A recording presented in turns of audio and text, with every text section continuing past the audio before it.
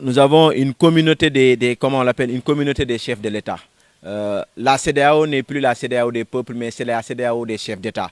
Parce que les chefs d'État, à un moment donné, se sont pris comme un syndicat unique pour défendre leurs intérêts. Ce qui s'est passé au Mali, on nous parle de principe de bonne gouvernance. Oui, principe de bonne gouvernance pour des chefs d'État qui ont compris réellement qu'est-ce que la bonne gouvernance. Mais de tous ces chefs d'État qui parlent, la majorité d'entre eux, mais allez dans leur pays pour voir est-ce que réellement il y a une bonne gouvernance. Une bonne gouvernance, c'est la lutte contre la corruption. Une bonne gouvernance, c'est la lutte contre l'impunité. Une bonne gouvernance, c'est instaurer une bonne justice. Mais malheureusement, dans ces pays-là, où ces chefs d'État qui prônent la bonne gouvernance au niveau de la CEDEAO, vous allez dans leur pays, vous allez vomir. Pourquoi? Parce que ce ne sont pas des exemples, ce ne sont pas des références. Et nous parlons de bonne gouvernance. Bonne gouvernance au nom de quoi? Si vous avez créé un syndicat de la CEDEAO pour protéger vous, chef d'État. Sachez que le peuple aussi va créer son propre syndicat et vous comprendrez par là quand Rousseau vous parle du peuple, de la souveraineté du peuple. Et les chefs d'État ouest-africains qui constituent d'ailleurs la communauté de la CEDEAO n'ont rien compris en des jeux, dans ces mots-là où ils prônent la bonne gouvernance et autres là. Vous prenez la bonne gouvernance.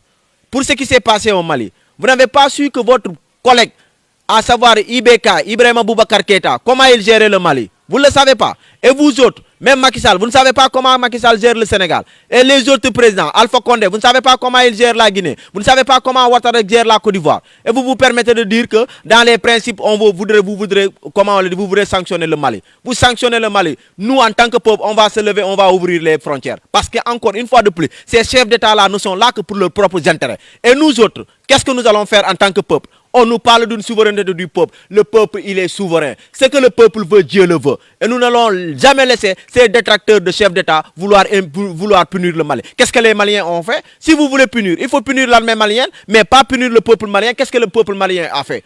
Si vous êtes devenu président de la République, c'est à cause du peuple et non à cause de vous-même et avec votre farfelu de syndicat de président de la République. Encore une fois de plus, boulez nous yap.